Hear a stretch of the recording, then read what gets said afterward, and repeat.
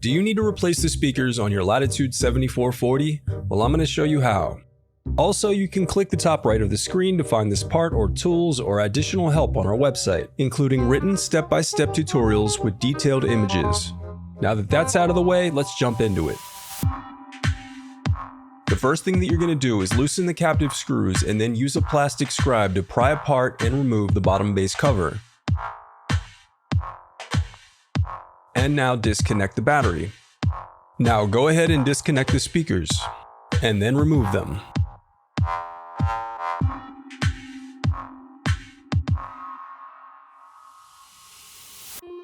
The reassembly of your laptop is as simple as following your steps in reverse.